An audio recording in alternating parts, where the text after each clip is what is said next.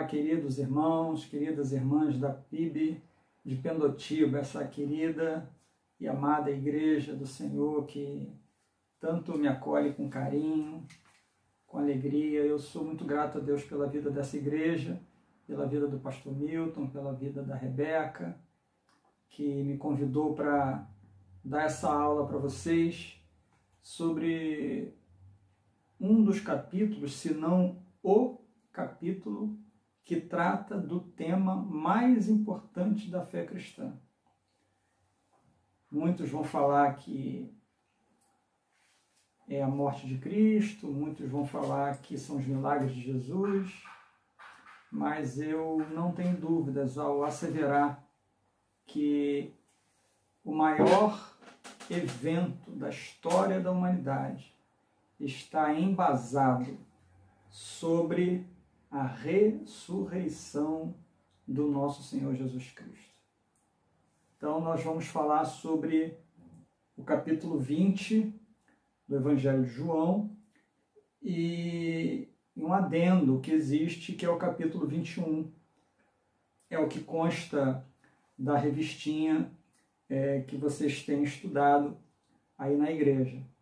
Então, assim, primeiro eu me sinto muito feliz em poder falar de um tema que, para mim, como eu falei, é o principal tema da história da redenção. A cruz, ela não é o final. A cruz, ela é o meio do caminho. A cruz era necessária, mas a cruz não era o fim de todas as coisas. A cruz era o caminho pelo qual nosso Senhor deveria passar, mas o fim da história é a ressurreição. É ali que ele carimba, em definitivo, nosso passaporte para a vida eterna. É ali que ele carimba e sela a garantia da nossa eternidade com ele, com o Pai e com o Espírito. E como igreja vencedora, como igreja triunfante na glória. É esse momento aqui, é esse episódio que narra esse ponto culminante da história da redenção da humanidade. Eu vou ler em parte, eu dei alguns títulos para esses trechos que eu vou ler, não vou ler de uma vez só, vou lendo à medida que eu vou explicando também, então isso vai facilitar um pouco para a gente. Antes de iniciarmos a leitura do texto propriamente, né, a gente precisa lembrar que é a ressurreição de Jesus que é a pedra de esquina, é ela que é o fundamento do cristianismo. Certa vez, eu dando aula no seminário, no primeiro dia de aula, com uma das minhas turmas, surgiu um debate e falaram sobre o livro A Cruz de Cristo. Um belíssimo livro. E o debate girou em torno do fato de que era a cruz de Cristo que simbolizava o cristianismo. E eu ousei discordar dos alunos naquele momento, e você imagina a confusão que deu. Mas eu falei com eles que se nós pudéssemos simbolizar a nossa expressão máxima do cristianismo, não deveria ser a cruz. A cruz, ela não simbolizava nada de bom. Aliás, ao lado de Jesus morreram 2 ladrões, morreram 2 criminosos. Jesus mesmo morreu como alguém que era uma pessoa que atentava contra a glória de Deus, morreu como um blasfemo pelos judeus, morreu como uma piada para os romanos, a ponto deles gargalharem a respeito do Senhor Jesus, falando: salvou aos outros, não salva-te a ti mesmo. Então a cruz, ela não tinha em si o símbolo máximo do cristianismo. Assim como Jesus e aqueles 2 criminosos, centenas, quiçá milhares de outros cristãos morreram. E outras pessoas antes de Jesus também já morriam na cruz pelos romanos. Era uma sentença de morte crudelíssima. Era uma sentença de morte que trazia dores, vergonha, escárnio para quem estava sobre ela. O que faz a diferença da cruz não é a própria cruz, mas é sim o fato de que foi o Senhor da glória que subiu nela. Foi o Senhor da glória quem foi pregado nela. Isso que faz toda a diferença. Mas a cruz em si, ela não me parece ser o melhor símbolo do cristianismo. Alguns vão advogar que a cruz está vazia hoje. E com isso condenam pessoas, por exemplo, do catolicismo, que usam uma cruz com Jesus pendurado nela. E o grande argumento é: a cruz está vazia. Pois é, mas a cruz está vazia não foi porque Jesus desceu dela sozinho. Não foi. Jesus estava morto naquela hora. A cruz, ela não o deteve, não porque ela não era em si uma ameaça à vida do Senhor. Ela não o deteve porque ele ressuscitou. Mas enquanto ele estava como ser humano, aquela cruz o deteve. Aquela cruz o matou. E se ele desceu dela, ele desceu carregado. O seu corpo morto foi tirado da cruz pelos seus queridos, pelos seus familiares, pelos seus amigos. Porque Jesus não tinha condição de descer dela. Porque ele estava morto. Essa é a grande história do cristianismo. Mas o maior símbolo do cristianismo, esse sim, falei para os alunos, deveria ser um túmulo vazio. Esse para mim é o maior símbolo do cristianismo, porque ali repousa a principal das mensagens. Ele não está morto, ele ressuscitou, ele venceu a morte. Aí sim, ele venceu a morte. Aí sim, ele, pelo seu próprio poder, como Deus, como Criador e sustentador de todas as coisas, a Trindade o tira de lá de dentro. Então, se nós pudéssemos carregar um símbolo pendurado no pescoço, talvez fosse melhor carregar um túmulo vazio. Mas aí não fica bonito, né?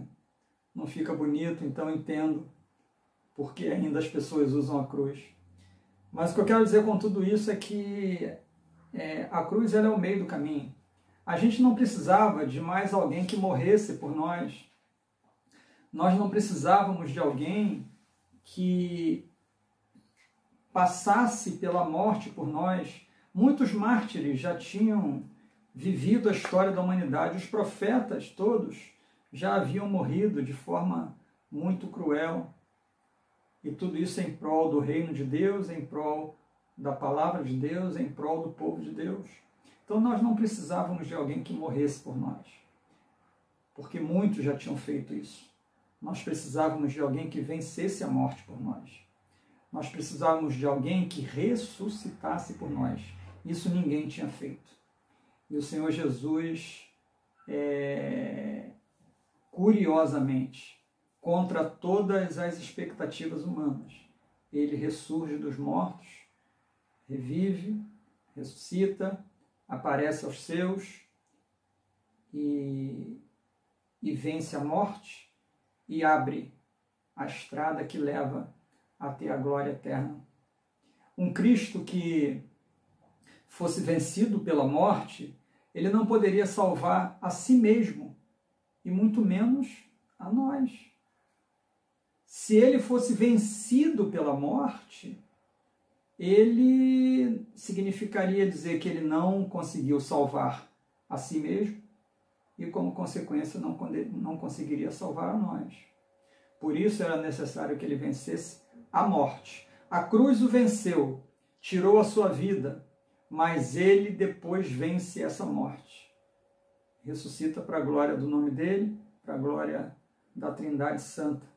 O apóstolo Paulo resume muito bem essa história quando ele fala lá em 1 Coríntios capítulo 15, versículos 3 e 4, ele diz assim, ó, porque primeiramente vos entreguei o que também recebi, que Cristo morreu por nossos pecados, segundo as Escrituras, e que foi sepultado e que ressuscitou ao terceiro dia, segundo as Escrituras.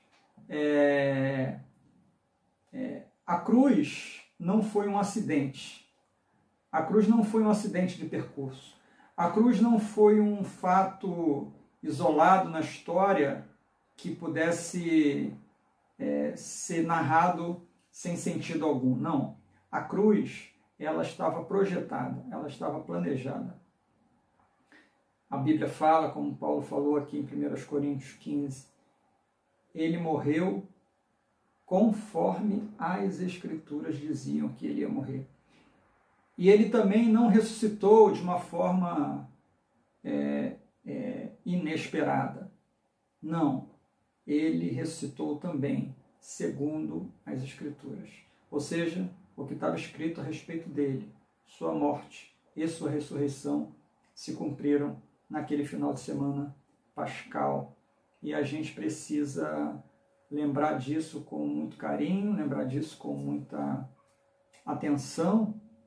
E se a gente fizer isso, a gente nunca mais vai participar da comunhão dos irmãos, da reunião da igreja, dos trabalhos na igreja e para a igreja, os trabalhos missionários, as reuniões de celebração de ceia, as reuniões de celebração de batismo. Nós nunca mais participaremos da mesma maneira, porque nós teremos entendido que tudo que aconteceu com ele aconteceu por vontade, por ordem e por plano do Pai, conforme as Escrituras registraram. Não foi nada solto, não foi um evento estapafúrdio na história, mas foi um evento muito bem organizado, um evento muito bem planejado, um evento muito bem pensado pelo Pai. E nós estamos diante desse texto que fala sobre essa história maravilhosa. Eu vou ler do versículo 1 ao 9, por enquanto, na verdade 1 ao 10, que seria o primeiro trecho, a primeira cena que eu gostaria de marcar com vocês dessa história bendita.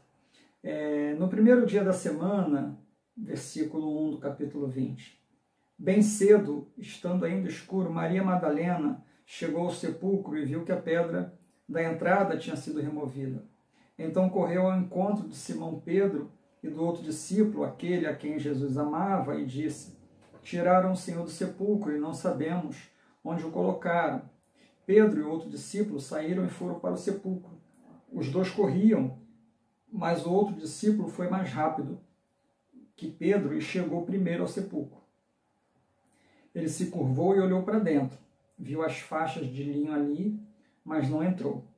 A seguir, Simão Pedro, que vinha atrás dele, chegou, entrou no sepulcro e viu as faixas de linho, bem como o lenço que estivera sobre a cabeça de Jesus. Ele estava dobrado à parte, separado das faixas de linho. Depois, outro discípulo, que chegara primeiro ao sepulcro, também entrou. Ele viu e creu. Isso é importante. Eles ainda não haviam compreendido que, conforme a Escritura, era necessário que Jesus ressuscitasse dos mortos. Versículo 10, os discípulos voltaram para casa. Esse título que nós utilizamos aqui nessa parte, dei nome de A Pedra Removida. Pensa nessa cena. Diferente da nossa forma de sepultar hoje, que usamos caixões, às vezes debaixo da terra, às vezes em gavetas, em urnas e tudo mais. Na época de Jesus, o sepultamento era feito normalmente em cavernas, no caso de quem tinha grandes posses. E a gente precisa lembrar que José de Arimateia, que foi um dos discípulos de Jesus, não um dos 12, mas um dos discípulos de Jesus, era muito rico e ele deu a sepultura dele, era uma sepultura grande, dentro de uma rocha, escavada numa rocha. E a porta de entrada era exatamente uma grande pedra redonda que rolava. E essa pedra ela era lacrada, né, com o selo do imperador. Então, Jesus é colocado lá dentro e naquele domingo da Páscoa, ele foi sepultado, ele morreu na sexta, pouco antes das 18 horas, que dá o início ao sábado dos judeus, ao Shabat. O Shabat dos judeus começa na sexta-feira às 18 horas, porque o calendário dos judeus conta de 18 horas de um dia até 18 horas do outro dia. Então, a final da tarde de sexta, que na verdade era o final do dia, Jesus morreu por volta das 3 horas da tarde e ele foi retirado e foi levado ao sepulcro, porque não poderiam sepultá-lo no sábado, porque o sábado é o dia sagrado. Então eles não poderiam sepultá-lo, então Jesus foi sepultado na sexta, passou o sábado, uma noite angustiante, um dia angustiante, o Senhor tinha morrido, todo o nosso sonho tinha ido embora, e chega no domingo, pela manhã, ou seja, o sábado começou na sexta-feira, às 18 horas, acabou no sábado, às 18 horas, naquela noite de sábado para domingo, que já era domingo, ninguém compareceu lá, mas elas comparecem na verdade, João só registra Maria Madalena, ela comparece quando está pouco antes de amanhecer. Já era domingo, mas não era o período da noite, né, entre 6 da noite e meia-noite, provavelmente era depois da meia-noite, alta madrugada. Fala aqui o texto que ainda estava escuro, Maria Madalena chegou ao sepulcro e viu que a pedra tinha sido removida. Então, esse trecho chamei de a pedra removida, e algumas coisas eu gostaria de fixar com vocês para a gente pensar. Primeiro ponto que eu marquei aqui é o seguinte: a pedra removida ela é uma prova eloquente da ressurreição de Jesus. Versículo 1, no primeiro dia da semana, bem cedo ainda, estando escuro, Maria Madalena chegou ao sepulcro e viu que a pedra da entrada tinha sido removida. Aquilo ali era um sinal de que alguma coisa diferente tinha acontecido, alguma coisa que ela não esperava, que eles não esperavam, que elas não esperavam, porque João só cita Maria Madalena, mas Mateus e Lucas ambos citam outras mulheres. Mateus cita Maria Madalena, Lucas cita Joana, Lucas cita Salomé. Eram algumas mulheres que serviam a Jesus no ministério dele. Então essas mulheres elas ficaram com ele do início ao fim, né? E Maria Madalena é essa que ele tinha expulsado 7 demônios dela, né? Era essa Maria Madalena que estava ali, e era uma mulher que se afeiçoou demais a Jesus, até por causa do que ele fez por ela, né? Ele a libertou de uma escravidão demoníaca. Então essa mulher tinha uma dívida de vida com Jesus, e ela não media esforços. Fico imaginando o sofrimento dessa mulher e dessas mulheres que, preocupadas com o que aconteceu, provavelmente não conseguiram dormir direito, de sexta para sábado e de sábado para domingo. O texto registra que Maria Madalena foi para lá quando ainda estava escuro. Parece que ela foi acometida de uma insônia por causa desse acontecimento terrível, e ela não conseguia dormir. Então ela levantou da cama de madrugada e foi para lá para o sepulcro. Quantos de nós teríamos coragem de ir a um cemitério sábado, após a meia-noite, né? Maria Madalena não media esforços, não tinha medo de fantasma. Ela queria era cuidar do corpo do Senhor dela. O texto falou para a gente que, versículo 9, eles ainda não haviam compreendido que Jesus, que era necessário que Jesus ressuscitasse dos mortos. Então eles estavam ali, vamos cuidar do corpo dele, vamos embalsamar, vamos usar as especiarias, botar o tecido no corpo dele e tal.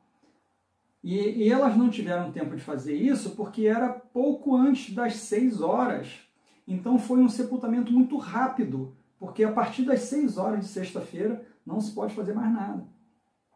Então Jesus morreu por volta das 3 horas, até descer da cruz, o pessoal chorar ali ainda no Monte Calvário, e até chegar lá na caverna, não deu tempo de fazer tudo, preparar tudo. Então foi um sepultamento meio que às pressas. Então Maria Madalena vai para lá, não, eu quero fazer isso direito, o meu Senhor me livrou e tal. E ela vai.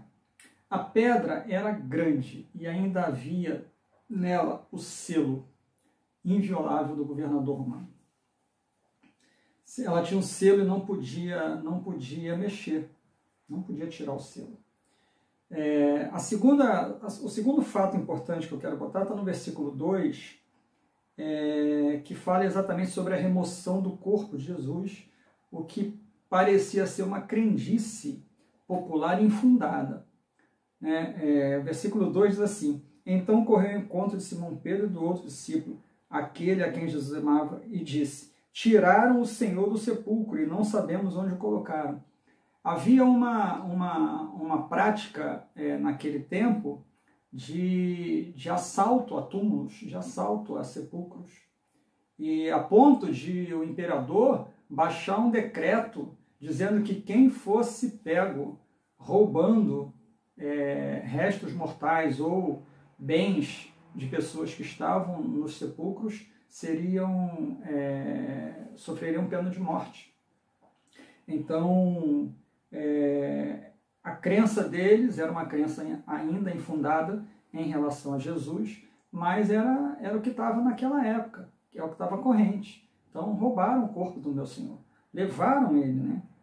Tiraram o Senhor do sepulcro e não sabemos onde o colocaram. Veja, o texto fala, e não sabemos onde o colocaram. Só que quem está falando para eles é só Maria Madalena, segundo o registro de João. Isso mostra que Maria Madalena não estava sozinha quando foi falar com os discípulos, ou pelo menos não estava sozinha quando foi ao sepulcro. Ela pode até ter ido sozinha falar com os discípulos, o que é pouco provável. É mais provável que ela, junto com as outras mulheres, tanto tenham ido ver o sepulcro, quanto tenham ido falar com os discípulos.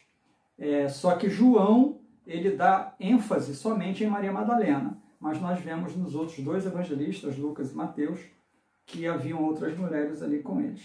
O terceiro aspecto importante desse trecho, ainda aqui do versículo 1 ao 10, que eu dei o título de Pedra Removida, é o seguinte: o sepulcro vazio é o berço da nossa fé. Aquilo que eu falei para vocês ainda há pouco, né? É o sepulcro que é o berço da nossa fé, não é a cruz, mas é o sepulcro. Escrevi aqui assim, ó, João usou 3 termos gregos diferentes para a palavra ver, quando fala assim, ó, versículo 6, a seguir, 5. Ele se curvou e olhou para dentro e viu as faixas de linho ali, mas não entrou. Esse primeiro, no versículo 5, e viu as faixas, a palavra que João usou para esse verbo viu tem a ideia de espiar, olhar de relance, aquela coisa que quando a gente chega em algum lugar a gente olha assim, mas não presta muita atenção. A gente sabe que viu alguma coisa, mas não deu muita atenção. Então ele viu as faixas de linho, mas não entrou. João ainda usa mais 2 formas verbais para o verbo ver.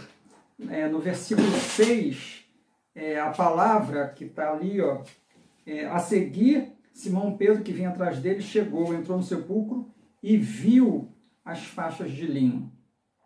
Esse viu aqui tem a ideia de olhar com cuidado, observar. É uma outra forma verbal. Já é uma coisa mais detalhada.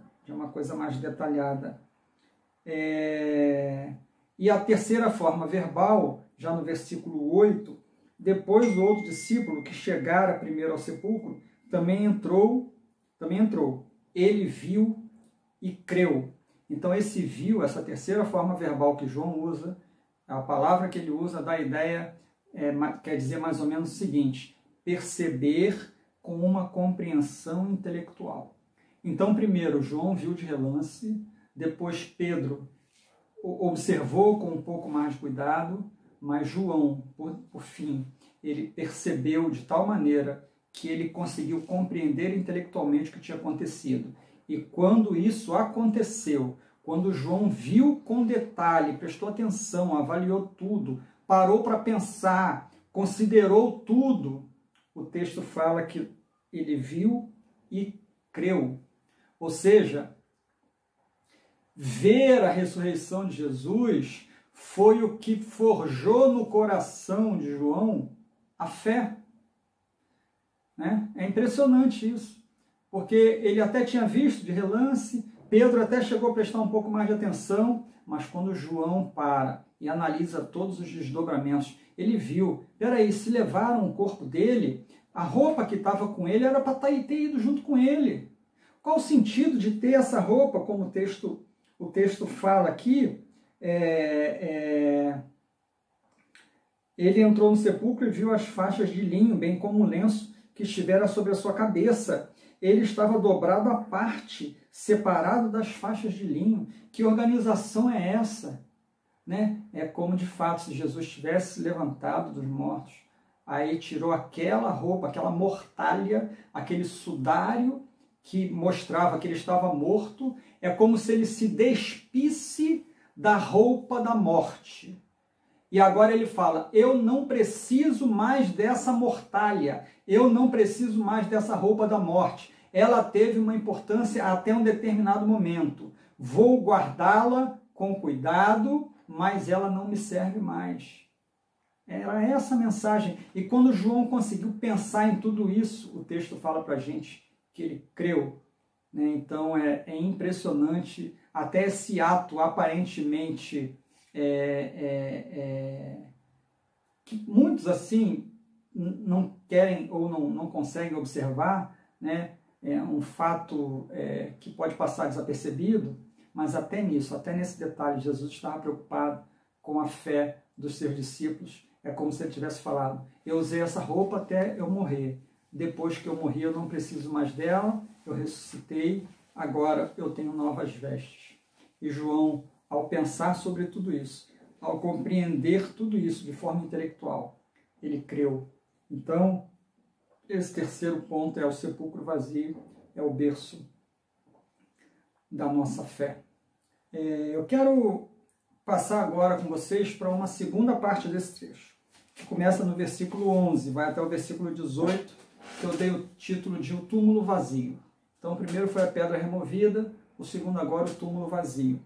Diz assim, Maria, porém, ficou à entrada do sepulcro, chorando. Enquanto chorava, curvou-se para olhar dentro do sepulcro e viu 2 anjos vestidos de branco, sentados onde estivera o corpo de Jesus, um à cabeceira e um outro aos pés. Eles lhe perguntaram, mulher, por que está chorando? Levaram embora o meu Senhor, respondeu ela, e não sei onde o puseram. Nisso ela se voltou e viu Jesus ali em pé, mas não o reconheceu. Disse ele, mulher, por que está chorando? Quem você está procurando? Pensando que fosse o jardineiro, ela disse, se o Senhor o levou embora, diga-me onde o colocou, e eu o levarei. Jesus lhe disse, Maria. Então, voltando-se para ele, Maria exclamou em aramaico, Rabone, que quer dizer mestre. Jesus disse, não me segure, pois ainda não voltei para o Pai. Vá, porém, a meus irmãos e diga-lhes, estou voltando para meu Pai e Pai de vocês, para meu Deus e Deus de vocês. Maria Madalena foi e anunciou aos discípulos: eu vi o Senhor, e contou o que ele dissera. Então, quero pensar aqui sobre alguns aspectos desse trecho. Também quero separar pelo menos 3 aspectos importantes para a gente considerar nesse trecho aqui. O primeiro aspecto eu dei o título de tudo isso em relação à postura de Maria Madalena, tudo isso em relação à reação de Maria Madalena, né? Olhar para dentro com lágrimas, ou seja, um olhar para dentro com lágrimas. Né? O texto diz assim, né? O anjo perguntou para ela: mulher, por que você está chorando? E depois Jesus perguntou para ela: mulher, por que você está chorando? Então Maria olha para o sepulcro com lágrimas, né? Versículos 11 a 13. Bom, primeiro eu botei assim, ó, Maria chorava porque o túmulo vazio ainda não era, para ela, a evidência absoluta da ressurreição. Por isso que ela olhava chorando.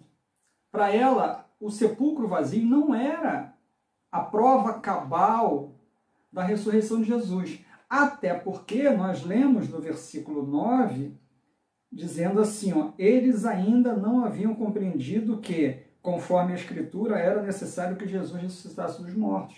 Embora Jesus tivesse falado isso algumas vezes para eles, e provavelmente Maria Madalena ouviu, eles não conseguiram compreender isso. Se você pegar o texto de Lucas, no capítulo 24, o último capítulo de Lucas, pouco antes de Jesus subir para o céu, o texto fala para a gente assim, quando ele estava pouco antes de subir, ele fala: então ele lhes abriu o entendimento para que pudessem compreender as Escrituras.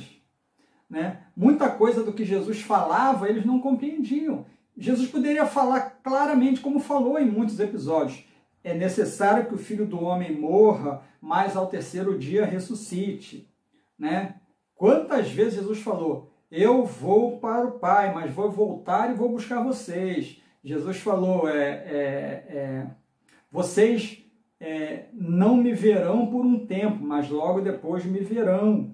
Então, muitas vezes, Jesus falou sobre a ressurreição, mas a mente deles estava fechada para compreender isso. Por isso que Jesus abre o entendimento deles após a ressurreição. E está registrado em Lucas 24 isso. Então, para Maria, não era diferente. Quando ela vê o túmulo vazio, na cabeça dela, a primeira resposta que vem não é: ele ressuscitou, ele está entre nós. Não. A primeira coisa que vem na cabeça dela, e é super natural isso: roubaram o corpo do meu Senhor. Então, Maria sabia que tinham roubado, mas não sabia quem roubou, não sabia para onde tinham levado, não sabia nem como tinham roubado. Então, mas na cabeça dela era isso que tinha acontecido, né? Que alguém tinha roubado o corpo do Senhor. Por isso que ela responde para Jesus: Senhor, me diga onde colocou, que eu vou lá pegá-lo para poder cuidar do corpo dele. Né? Porque ela, na cabeça dela, aquela pedra rolada e aquele túmulo vazio não era ainda a prova cabal da ressurreição. Ainda tinha um terror interno dentro dela e das mulheres que não as deixava crer que ele havia ressuscitado dos mortos. O segundo aspecto importante nesse trecho ainda, do 11 a 18, a respeito da postura de Maria Madalena, eu dei o nome de um olhar para trás com discernimento. Então, primeiro ela olha para dentro do túmulo com lágrimas. Depois ela olha para trás com discernimento. Versículos 14 a 16. Nisso ela se voltou para trás e viu Jesus ali em pé, mas não o reconheceu. Isso é muito interessante, né? Assim, quando a gente faz uma leitura retrospectiva, a gente não consegue entender. Tipo assim, como é que Maria não conseguiu entender que era Jesus ali? Como é que os discípulos de Emaús não conseguiram perceber que era Jesus que estava ali? Como é que os discípulos, lá no capítulo 21 daquele João, também ficam preocupados se vão perguntar a Jesus se era ele mesmo ou se não era? Por que que Tomé fica com dúvida a respeito de Jesus, se ele está vivo, se não está? Quando a gente faz hoje essa leitura retrospectiva, hoje nós temos a revelação, nós temos todo o entendimento, nós temos o Espírito Santo que nos ajuda a compreender todas essas coisas. A compreensão dos discípulos foi aberta pelo próprio Senhor Jesus, pouco antes dele subir ao céu. E foi essa compreensão que os apóstolos tiveram, que fez com que eles escrevessem os textos para nós. Então, quando a gente olha retroativamente, parece um absurdo eles não reconhecerem. Mas a gente precisa tentar se colocar no lugar deles naquela hora. Pensa nisso. Toda a esperança de vida, salvação, estava em Jesus. De repente, Jesus é preso, pendurado numa cruz, e seu corpo é tirado de lá morto. E ele é sepultado. Tudo o que eles esperavam acabou. Tudo o que eles sonhavam acabou. Na cabeça deles, Jesus está morto. Eles não tinham entendido ainda. Então, quando ela vê Jesus, ela não reconhece. É natural que não reconheça. Ela está movida por um terror. Ela está movida por uma dor muito grande. Então, é mais do que natural. Essa é a humanidade viva, mostrando, né, de forma vívida essa humanidade caída, incapaz de crer, incapaz de compreender o sobrenatural. Então Maria olhou para ele e pensou que fosse um jardineiro. Falou: Senhor, onde foi que colocou o corpo do meu Senhor? Eu quero ir lá pegar para poder cuidar dele. Ela chega a falar: Senhor, se tu o levaste, dize-me onde o puseste e eu o levarei. Então ela olha para trás com algum tipo de discernimento sobre o que quer fazer. Eu quero pegar o corpo dele, eu sei o que eu quero fazer. Eu quero pegar o corpo dele, eu quero levar, eu quero embalsamar, eu quero cuidar, eu quero botar os perfumes, quero colocar as especiarias, quero colocar os tecidos. Eu quero cuidar do corpo do meu Senhor. Então me diz onde é. Então ela olha para trás com um certo discernimento. O terceiro ponto que eu marquei ainda em relação à postura de Maria Madalena, eu dei o título de um olhar para frente com coragem. Então, primeiro ela olha para dentro com lágrimas, depois ela olha para trás com um certo discernimento, mas agora ela olha para frente com coragem. O texto, versículos 17 e 18, diz assim: Jesus disse: não me segure. Tem outra versão que diz assim: não me detenhas. Tem outra versão que diz: não me toque. Mas aqui na NVI está: não me segure, pois ainda não voltei para o Pai. Vá, porém, a meus irmãos e diga-lhes: estou voltando para meu Pai e Pai de vocês, para meu Deus e Deus de vocês. Maria Madalena foi e anunciou aos discípulos: eu vi o Senhor, e contou o que ele lhe dissera. Dentro desse ponto, eu quero separar pelo menos 3 verdades impressionantes que espero que toque o teu coração. O primeiro é o seguinte: não me segure, versículo 17. A melhor tradução, uma das melhores traduções para esse texto seria: para de tocar em mim. Uma segunda melhor tradução seria: não me detenha. Como tem mesmo essa tradução. Por quê? Porque a ideia é como se Jesus estivesse dizendo a Maria que ela já recebera provas tangíveis e suficientes da sua ressurreição.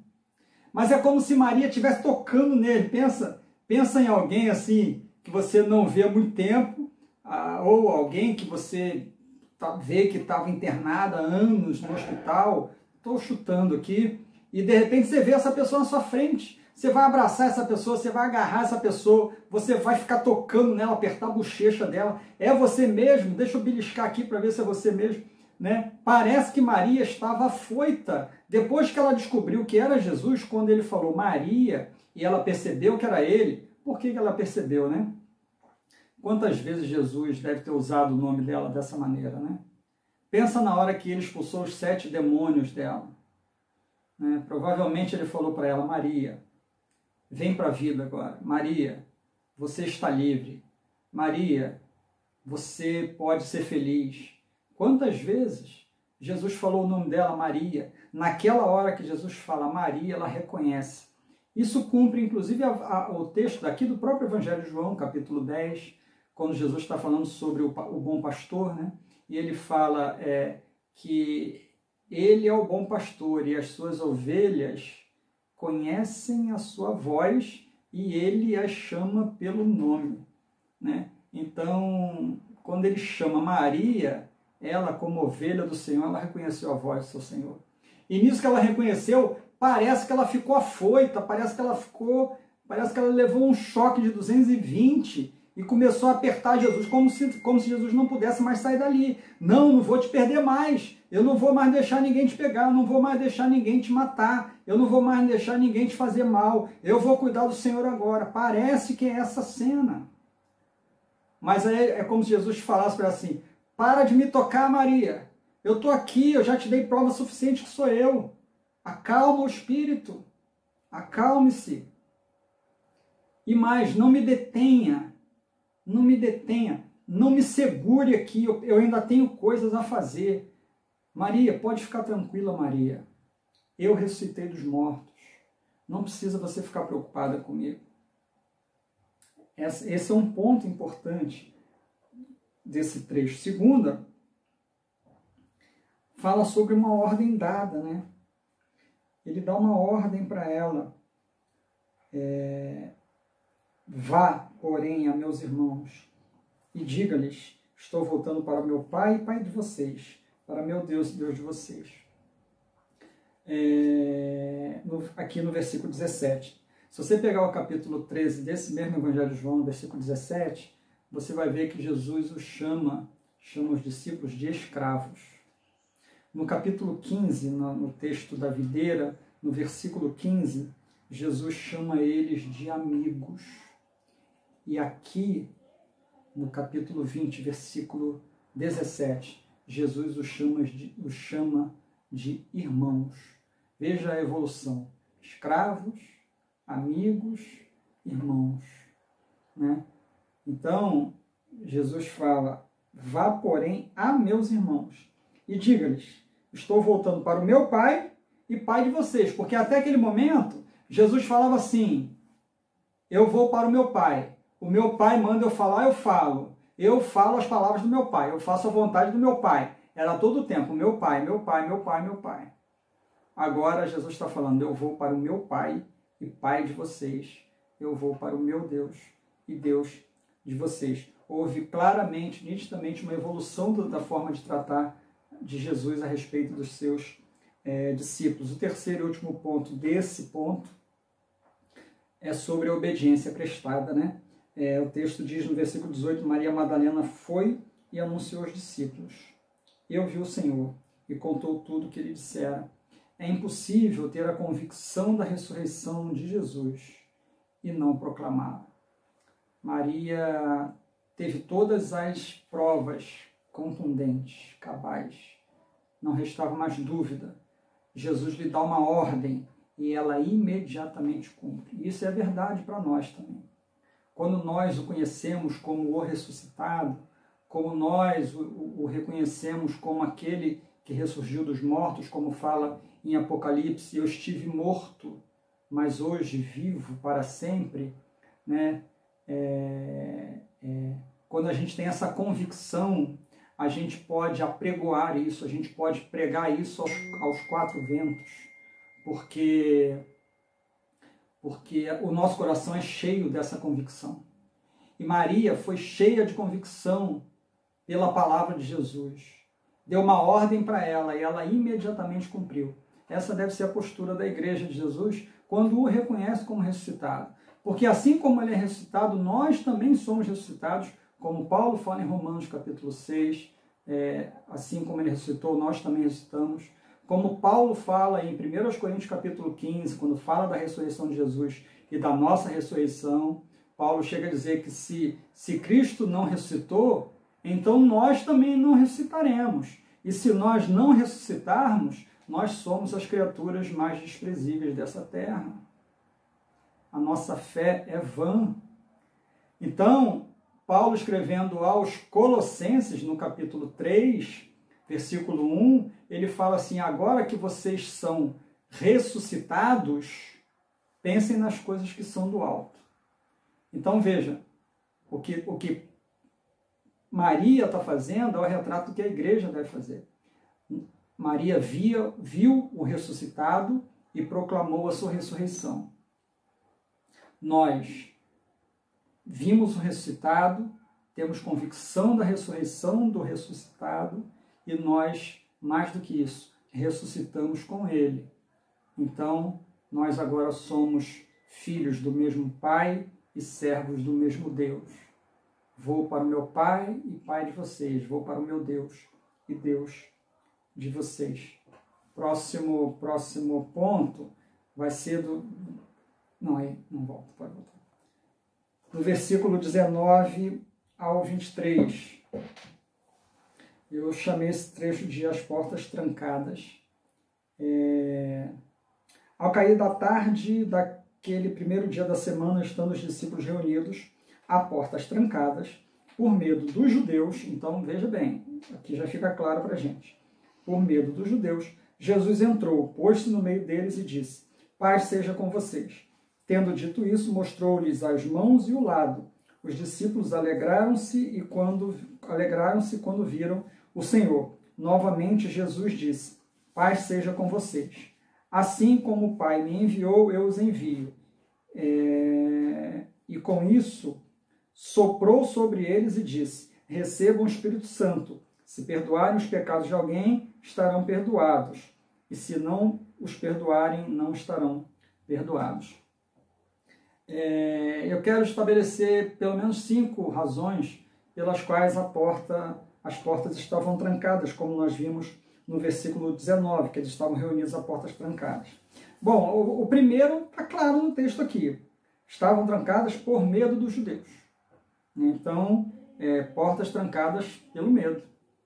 Versículo 19, pelo medo. Antes do Pentecostes, os discípulos estavam escondidos atrás de portas trancadas por causa do medo dos judeus.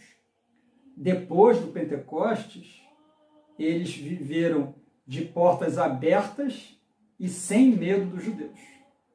Mas entre a morte e o Pentecostes, eles ainda se reuniam a portas trancadas por causa do medo dos judeus. Eles até então não tinham recebido poder, então eles tinham medo dos judeus. Né? Eles tinham medo. Então, o primeiro aspecto é esse. Segundo aspecto, as portas estavam trancadas pela falta de paz. Primeiro, por medo dos judeus. Segundo, pela falta de paz. Razão pela qual Jesus já entra no meio deles, né? Primeiro, olha que coisa interessante, né? Estando os discípulos reunidos a portas trancadas, ou seja, você tinha parede e porta trancada. Não tinha como alguém entrar lá sem que alguém de dentro abrisse. Mas Jesus entrou, pôs-se no meio deles e disse: paz seja com vocês. Então, a segunda razão pela qual as portas estavam trancadas é porque faltava paz para eles. Era um turbilhão de emoções, de sentimentos. Os últimos 3 anos tinham sido muito intensos. Os últimos 3 anos eles viram coisas acontecerem que nunca tinham pensado que aconteceria. E a última semana tinha sido uma semana aterradora. A última semana tinha sido a semana mais triste da história da vida deles. Os discípulos não só estavam com medo, como disse o versículo 19, mas eles estavam também perturbados, inquietos e desassossegados. Eles não estavam só com medo. Há uma perturbação na cabeça. O que é isso que está acontecendo, gente? Que loucura! Ele morreu, mas agora já não morreu, agora já ressuscitou, já apareceu, e ele não está aqui, o que está acontecendo? Havia uma perturbação, eles estavam desassossegados, estavam inquietos. Aí Jesus entra, sabendo do coração deles. O que Jesus fala com eles? Paz sejam com vocês. Tenham paz, eu estou aqui. Terceiro aspecto, as portas trancadas pela ausência de Jesus. Versículos 19 e 20 falaram sobre isso. Porque ele não estava ali. Eles estavam reunidos, mas Jesus não estava. Era a primeira vez em todos esses anos que Jesus não estava com eles. Eles tinham que tomar algumas decisões, eles tinham que fazer algumas coisas, mas não sabiam o que fazer, porque Jesus, que sempre esteve com eles, não estava com eles. Então, as portas estavam trancadas por causa da ausência de Jesus. Os discípulos estavam acostumados a ter Jesus por perto, em todas as horas. Como é ruim para pessoas que têm comunhão com Deus durante grande parte da sua vida e, de repente, por razões diversas, às vezes porque ele próprio procurou, mas às vezes porque ele foi levado, porque cedeu a uma tentação, essa pessoa se afasta de Jesus, se afasta de Jesus, se afasta cada vez mais de Jesus, e ele começa a não saber mais o que fazer, porque as decisões certas só podem ser tomadas aos pés da cruz. E quando essa pessoa vai se afastando, ela perde a noção do que fazer. Ela não sabe se o que ela está fazendo é certo ou errado, ela já perdeu todo o seu parâmetro, perdeu todo o seu paradigma de certo e errado. Então os discípulos estavam assim, as portas estavam trancadas porque eles estavam longe de Jesus, Jesus estava longe deles. Quarto aspecto, as portas estavam trancadas pela falta de propósito. Veja, primeiro estavam com medo, segundo eles estavam inquietos, desassossegados e sem saber o que fazer, o terceiro ponto, sem saber o que fazer, Jesus não estava ali. Então, o que vem a seguir naturalmente é um senso de falta de propósito. Eu não sei por que eu estou aqui, eu não sei o que eu vou fazer. E se eu não sei o que eu vou fazer, não tem nada que possa dar errado. Tem um ditado que diz que para quem não sabe para onde vai, qualquer caminho serve. Então é isso, é essa falta de propósito. As portas estavam fechadas porque eles não tinham propósito, por falta de propósito. Mas Jesus resolve isso. Jesus oferece aos discípulos a paz e dá a eles o comissionamento. Versículo 21. Novamente Jesus disse, paz seja com vocês. Então, de novo, ele oferece a paz. E fala mais, assim como o Pai me enviou, eu os envio. Agora esses caras começam a ter uma razão de viver. As portas estavam trancadas porque eles não tinham uma razão, não tinham um objetivo, não tinham um propósito. Mas Jesus, sabendo disso, deseja a paz e envia-os. E não envia de qualquer maneira. A comparação que Jesus faz é o próprio envio que o Pai fez a respeito dele próprio. Assim como o Pai me enviou, eu envio a vocês.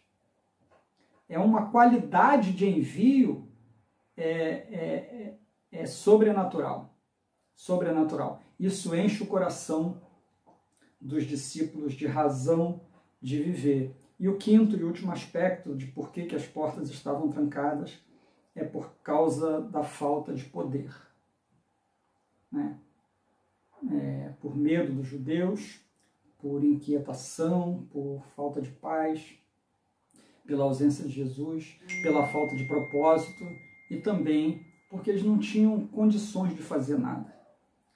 Jesus fala, eu vou enviar vocês. Tá bom, mas e aí? Como? Qual o poder que a gente vai ter para poder vencer as lutas? E Jesus resolve isso também. Versículo 22 fala, e com isso soprou sobre eles e disse, recebam o Espírito Santo. Então eles recebem o poder. Jesus não apenas comissiona seus discípulos, dando-lhes uma missão, mas também sopra sobre eles o Espírito Santo, dando-lhes capacitação e poder. Lá em Atos, capítulo 2, é o cumprimento da profecia de Jesus de Atos 1:8, quando ele fala, e recebereis poder ao descer sobre vós o Espírito Santo. Então aqui no capítulo 20 de João, quando ele sopra, ele fala, receba o Espírito Santo, esse Espírito Santo vem com poder para eles. Então as portas estavam trancadas porque eles não tinham poder. E Jesus resolve. Jesus sabe disso. Jesus sabe quais são as nossas dificuldades. Jesus sabe por que as nossas portas estão trancadas. Muitas vezes é por medo de enfrentar o mundo, muitas vezes medo de enfrentar as situações que estão diante de nós. Muitas vezes porque não temos paz, estamos inquietos, estamos ansiosos. Aí trancamos as nossas portas. Vivemos num claustro, vivemos em um casulo, vivemos em uma concha, com medo de sairmos e vivermos a vida plena que Jesus tem para nós, porque tão somente nós estamos inquietos. Às vezes as nossas portas estão trancadas, assim como a desses discípulos, porque eles não tinham propósito. Não tinham propósito. Jesus precisa, às vezes, fazer coisas fantasmagóricas, como fez quando andou sobre as águas, para que os discípulos pudessem crer nele. E às vezes Jesus precisa fazer isso para nós também, para que a gente acredite no envio que Jesus tem para nós, para a gente acredite que a gente pode ir, porque Ele está nos enviando assim como o Pai o enviou. E muitas vezes nós trancamos as portas da nossa vida, da nossa alma, porque não temos poder para lidar com essas coisas. Não temos poder. Olhamos e vemos que somos incapazes, incapacitados, e essa é a nossa condição mesmo, de ser humano caído, vendido ao pecado, como Paulo fala em Romanos. Mas Jesus providenciou o Espírito Santo e fez o Espírito Santo descer sobre nós. E ao descer sobre nós, nós recebemos o poder. Agora nós temos propósito, e mais do que propósito, nós temos poder e capacitação dadas por Deus para seguirmos o projeto que Ele tem para nós. Bom, vamos para essa parte final, para a gente caminhar para o término da aula.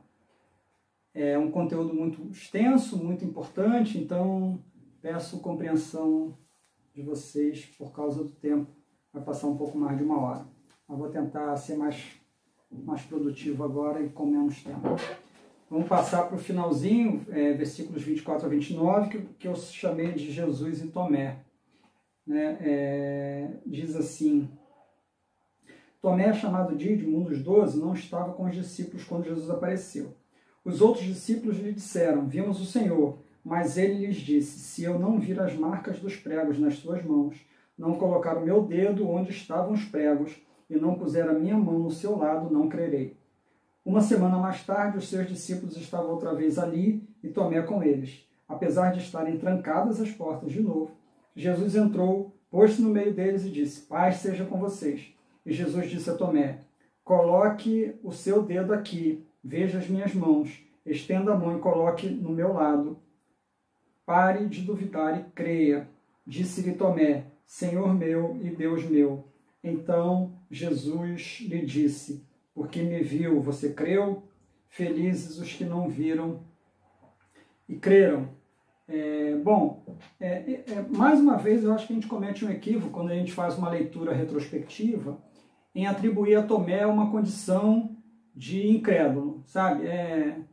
A gente tem essa facilidade de olhar para os irmãos do passado, lá da época de Jesus, e falar, como é que eles não podiam acreditar nisso? Como é que eles poderiam ver o mar aberto lá com Moisés e não acreditar em Deus? Como é que eles poderiam ver água saindo da rocha e não acreditar em Deus? Como é? E a gente gosta de julgar esses irmãos falando que eles têm falta de fé. Mas a gente precisa entender esses irmãos na realidade deles. Né? E Tomé, ele tem sido, na minha percepção, mal entendido, mal compreendido e julgado de forma errada. Né? Você pega o texto de João capítulo 11, versículo 16, a história de Jesus quando ele vai curar Lázaro, quando ele vai ressuscitar Lázaro, né? Ele tinha que passar no caminho, pode deixar mesmo, e ele correria risco de vida. E os discípulos estavam com medo. Volta só um versículo para mim. Não, volta só um pouquinho mais. Volta.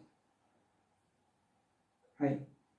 Mas Jesus diz, versículo 13, no versículo 12, disseram, pois, os teus discípulos, Senhor, se dorme, estará salvo. Mas Jesus dizia isto da sua morte. Eles, porém, cuidavam, falavam do repouso do sono. Então, pois, Jesus disse-lhes claramente, Lázaro está morto, e folgo por amor de vós, de que eu lá não estivesse, para que acrediteis, mas vamos ter com ele. Versículo 16. Disse, pois, Tomé, chamado Dídimo, aos seus condiscípulos, vamos nós também para morrermos com ele. Olha a atitude de coragem de alguém que acredita no seu Senhor. Jesus corria risco de vida para ir lá para Betânia.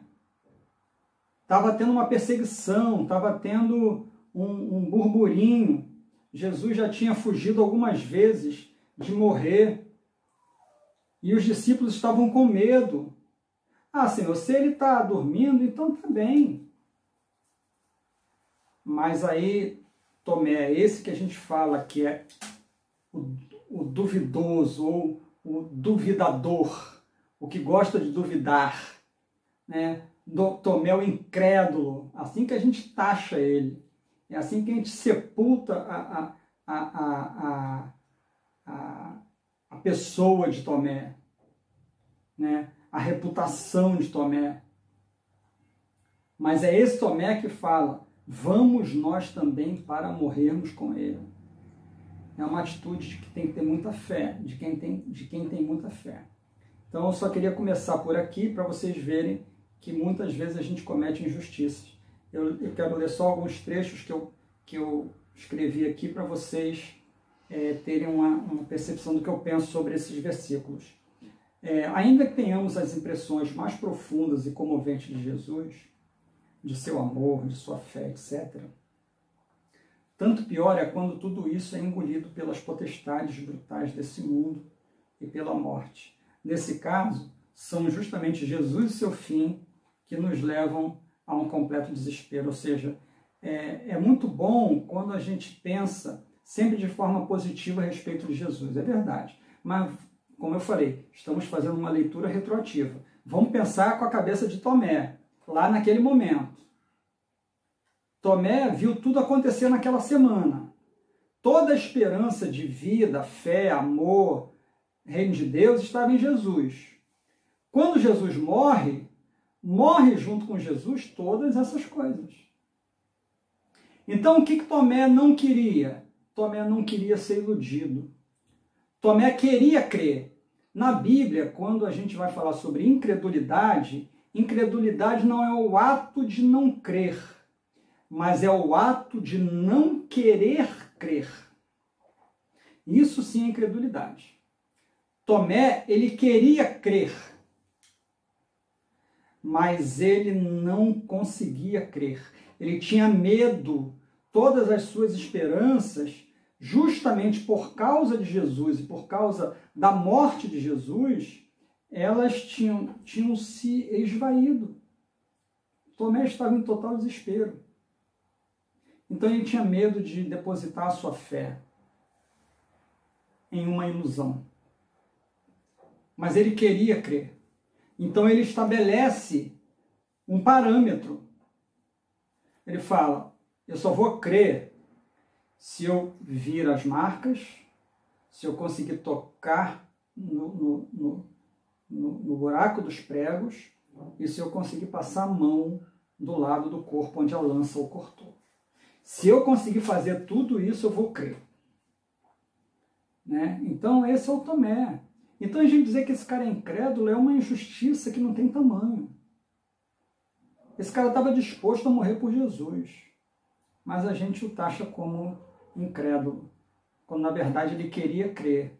Ele só tinha medo de sofrer de novo, como ele sofreu com a morte de Jesus. Tomé tem toda a razão.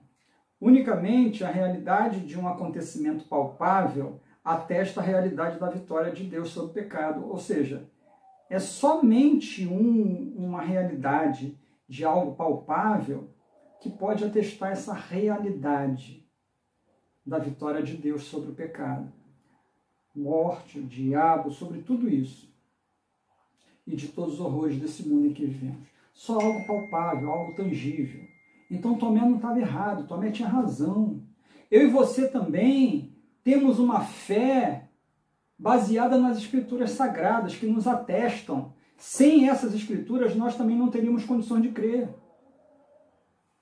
Então a nossa fé ela é pautada sobre coisas sólidas, sobre a vida real de Jesus, sobre a morte real de Jesus, sobre a ressurreição real de Jesus e sobre a promessa real da sua volta. É por isso que nós cremos e é por isso que nós conseguimos conceber uma realidade acima dessa que a gente vê.